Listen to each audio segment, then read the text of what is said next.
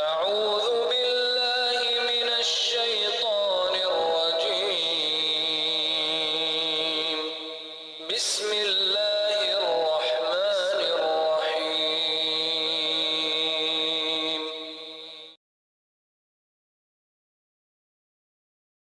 এই যে অসীম মহাকাশ, crore crore Galaxy, trillion trillion নক্ষত্র, এই বিশালতায় আপনার আর আমার অস্তিত্ব ঠিক কতটুকু? বিজ্ঞান বলে এই মহাবিশ্বের তুলনায় আমরা বালির একটি কণার চেয়েও ক্ষুদ্র। কিন্তু আশ্চর্যের বিষয় কি জানেন? এই মহাবিশ্বের যিনি স্রষ্টা, যিনি এই নক্ষত্রগুলোকে কক্ষপথে ঘুরিয়ে রাখছেন, যিনি সময়ের শুরু এবং শেষ জানেন, সেই মহান সত্তা আপনার সাথে কথা বলতে চান। হ্যাঁ, সরাসরি আপনার সাথে। আমরা যখন আকাশের দিকে তাকাই, আমরা বিস্ময়ে অভিভূত হই। কিন্তু আমরা কি কখনো ভেবে দেখেছি এই আকাশমণ্ডলী আর পৃথিবীর স্রষ্টা আমাদের জন্য একটি বার্তা পাঠিয়েছেন? সেই বার্তাটি হল আল কোরআন। এটি কেবল একটি বই নয়, এটি কোনো প্রাচীন ইতিহাসের সংকলন নয়, এটি হল দ্য কসমিক কানেকশন, স্রষ্টার পক্ষ থেকে সৃষ্টির কাছে আসা একটি পার্সোনাল ডিরেক্ট মেসেজ। কল্পনা করুন, আপনি মহাকাশে পথ হারিয়ে ফেলেছেন। আপনার চারদিকে ঘুটঘুটে অন্ধকার, কোনো দিশা নেই। হঠাৎ আপনার সিগন্যাল রিসিভারে একটি ভয়েস ভেসে এলো, যা আপনাকে ধাপে ধাপে বলছে কোথায় যেতে হবে, কিভাবে বাঁচতে হবে। সেই ভয়েসটি আপনার জন্য তখন স্রেফ কোনো শব্দ নয়, সেটি আপনার বেঁচে থাকার একমাত্র আশা। আমাদের এই পার্থিব জীবনের গোলকধাঁধায় কোরআন হল ঠিক সেই লাইফলাইন। আমরা গত ১৪০০ বছর ধরে এই কিতাবটিকে পরম মমতায় আগলে রেখেছি, প্রতিটি হরফ গুনে গুনে পড়েছি। কিন্তু ট্র্যাজেডিটা কোথায় জানেন? আমরা এই মহাজাগতিক বার্তার সাউন্ড বা সুরটা শুনেছি, কিন্তু এর মিনিং বা মেসেজটা রিসিভ করিনি। আমরা রেডিওর ফ্রিকোয়েন্সি সেট করেছি ঠিকই, কিন্তু ওপাশ থেকে কি বলা হচ্ছে সেটা বোঝার চেষ্টা করিনি। আজকের এই ক্লাসটি আপনার সেই পুরনো অভ্যাসের অবসান ঘটাবে। আজ আমরা কেবল কোরআনকে সম্মানের চোখে দেখব না, বরং কোরআনকে পড়ার মতো করে পড়তে শিখব। আমরা সেই মহাজাগতিক বার্তার ডিকোডিং শুরু করব। এই সফরটি আপনার বুদ্ধি, আপনার চিন্তা এবং আপনার আত্মার গভীরে একটি জাগরণ ঘটাবে। স্বাগত আপনাদের সবাইকে কোরআনের ভাষা কোর্সের প্রথম পর্বে। আমি আকাশ, আপনাদের সাথে আছি এই রূপান্তরের সফরে। তৈরি তো স্রষ্টার সেই ব্যক্তিগত চিঠির খামটি খোলার জন্য? এখন প্রশ্ন হল, এই মহাজাগতিক বার্তাকে আমরা আয়ত্ত করব কিভাবে? সারা জীবন কি অন্যের করা অনুবাদের ওপরে নির্ভর করবেন, নাকি নিজেই শিখবেন রবের ভাষা?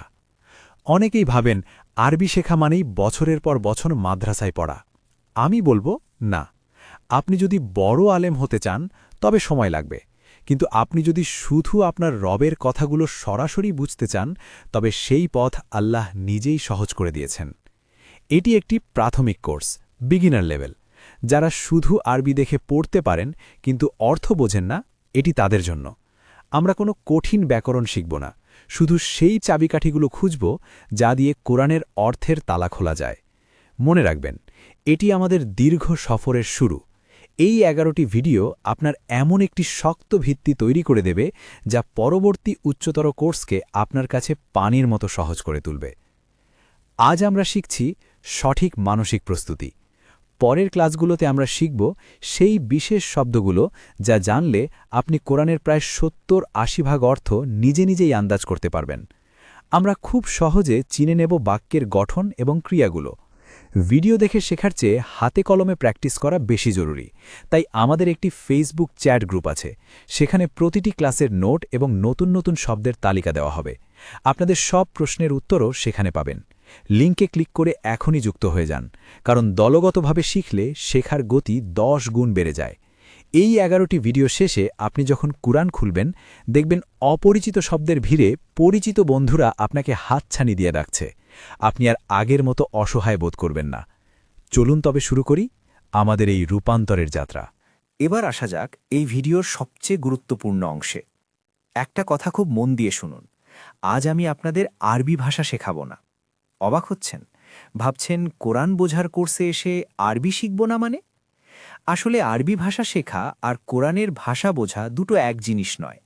আপনি হয়তো 5 বছর আরবি সাহিত্য পড়ে আরবে গিয়ে অনর্গল কথা বলতে পারবেন, কিন্তু তাতেও আপনার কোরআন বোঝা সম্পূর্ণ নাও হতে পারে। কেন? কারণ কোরআন কেবল একটি ভাষা নয়, এটি একটি বোধোদয়। এই ভিডিওতে আমি আপনাদের সেই সব ফান্ডামেন্টাল বিষয়গুলো বলবো যা কোরআন সম্পর্কে প্রতিটি মানুষের জানা বাধ্যতামূলক।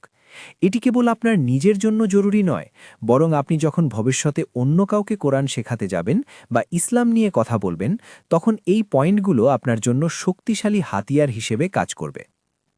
কোরআন কোনো তথ্যের ভাণ্ডার নয়। আমরা যখন সাধারণ কোনো বই পড়ি, আমাদের উদ্দেশ্য থাকে তথ্য সংগ্রহ করা, কিন্তু কোরআন পড়ার উদ্দেশ্য হতে হবে হেদায়াত বা দিক নির্দেশনা।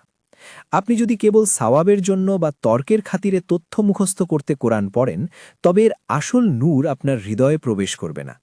আপনাকে পড়তে হবে এই নিয়তে যে আমার মালিক আজ আমাকে কি করতে বলেছেন। এই মানসিক শিফটটা আসা খুব জরুরি। এটি একটি জীবন্ত সংলাপ।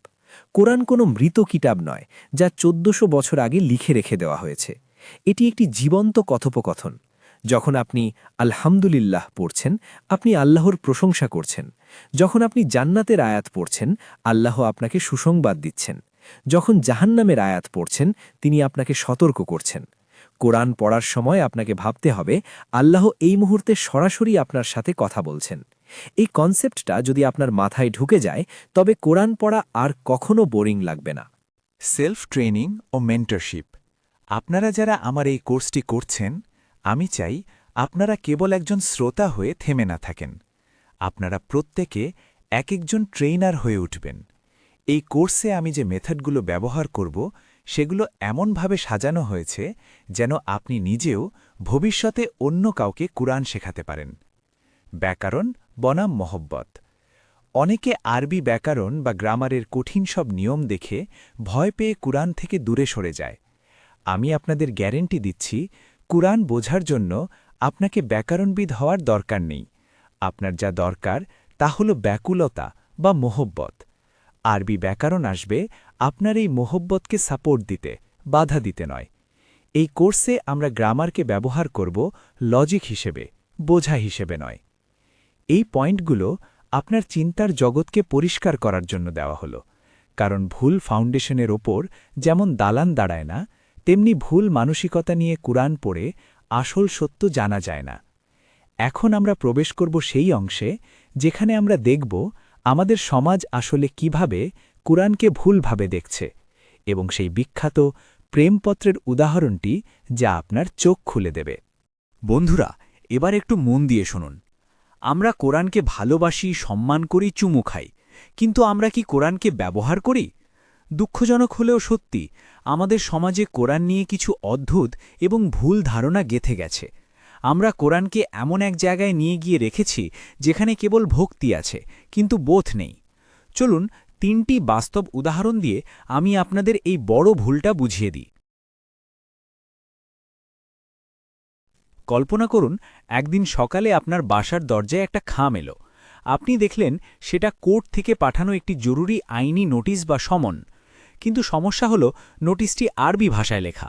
আপনি আরবি জানতেন না, কিন্তু আপনি ভাবলেন, বাহ, আরবি লেখা মানেই তো বরকতময়। আপনি সেই চিঠিটা না পড়েই যত্ন করে কপালে ঠেকালেন, আতর মাখালেন এবং খুব সুন্দর করে ভাঁজ করে আলমারিতে তুলে রাখলেন। অথচ ওই চিঠিতে হয়তো লেখা ছিল, আপনার নামে কেউ মিথ্যা মামলা করেছে, আগামীকাল আপনাকে হাজিরা দিতে হবে, না গেলে আপনার বড় ক্ষতি হয়ে যাবে। আপনি চিঠিটা না পড়ার কারণে আপনার পুরো জীবনটা ওলটপালট হয়ে যেতে পারে। এখন আপনিই বলুন, ওই আরবি লেখা চিঠিটা কি আপনি কেবল চুমু খাওয়ার জন্য বা আলমারিতে রাখার জন্য পেয়েছিলেন, নাকি সেটি পড়ার জন্য এবং সেই অনুযায়ী অ্যাকশন নেওয়ার জন্য পেয়েছিলেন? কোরআন হল মহান আল্লাহর পক্ষ থেকে পাঠানো সেই জরুরি নোটিশ।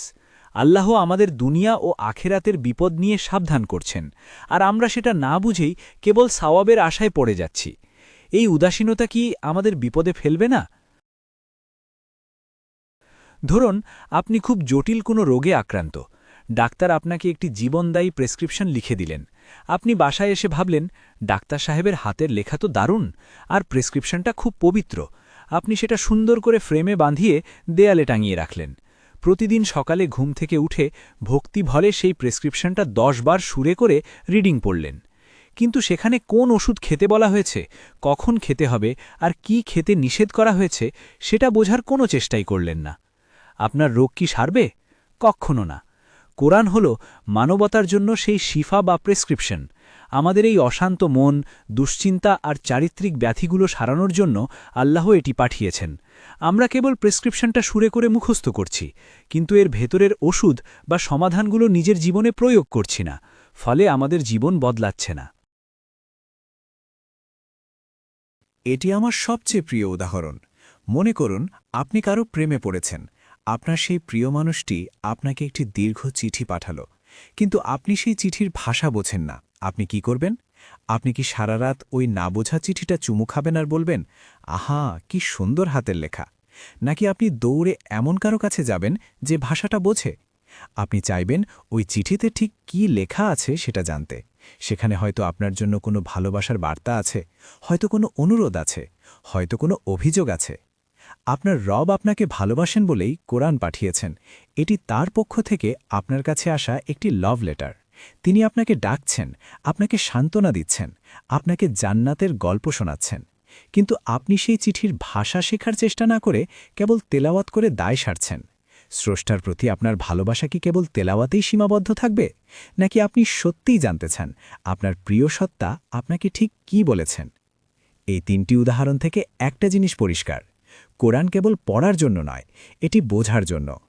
আমরা যদি এর ভাষা না বুঝি, তবে আমরা কেবল এর খামটা দেখছি, ভেতরের মুক্তগুলো আমাদের হাতের নাগালেই থেকে যাচ্ছে। এই কোর্সটি আপনাকে সেই খাম খুলে ভেতরের মুক্তগুলো দেখতে শেখাবে। অনেকে মনে করেন কোরআন বোঝা আমাদের কাজ নয়, আমরা কি আর অতটা জ্ঞানী? কিন্তু খোদ কোরআন আমাদের এই ব্যাপারে কি বলছে? চলুন 6টি ভিন্ন সূরার আয়াত থেকে আমরা সরাসরি এর প্রমাণ দেখে নিই। সূরা মুহাম্মদ আয়াত 24। তবে কি তারা কোরআন নিয়ে গবেষণা করে না, নাকি তাদের অন্তরে তালা লাগানো রয়েছে? আলোচনা। এখানে আল্লাহ খুব গম্ভীর একটি প্রশ্ন করেছেন। তিনি আমাদের বলছেন কোরআন নিয়ে গভীরভাবে ভাবতে, অথচ আমাদের অনেকের ধারণা কোরআন নিয়ে চিন্তা করা কেবল বড় বড় পণ্ডিতদের কাজ। কিন্তু আল্লাহ এখানে কোনো বিশেষ দলের কথা বলেননি, তিনি আমাদের সবার উদ্দেশ্যে বলেছেন। অর্থ না বুঝে কেবল পড়ার মানে হল নিজের হৃদয়ে এক ধরনের তালা লাগিয়ে রাখা, যা আল্লাহ নূরকে ভেতরে ঢুকতে বাধা দেয়। সূরা আল কামার আয়াত 17। আর আমি কোরআনকে বোঝার জন্য সহজ করে দিয়েছি, অতএব কোনো উপদেশ গ্রহণকারী আছে কি? আলোচনা। স্বয়ং স্রষ্টা যখন বলছেন তিনি এই কেতাবকে আমাদের জন্য সহজ করে দিয়েছেন, তখন আমরা একে কঠিন বলার কে? আমাদের সমাজে সবচেয়ে বড় অজুহাত হল আরবি শেখা অনেক কঠিন। কিন্তু এই আয়াতে আল্লাহ নিজেই সেই অজুহাত ভেঙে দিয়েছেন। তিনি আমাদের উৎসাহ দিচ্ছেন যেন আমরা এর থেকে শিক্ষা নিই। মালিক যখন বলেন পথ সহজ, তখন দাসের উচিত সেই পথে হাঁটা শুরু করা। সূরা সাদ আয়াত 29। এটি এক বরকতময় কিতাব, যাতে তারা এর আয়াতসমূহ নিয়ে চিন্তাভাবনা করে এবং বুদ্ধিমানগণ উপদেশ গ্রহণ করে। আলোচনা।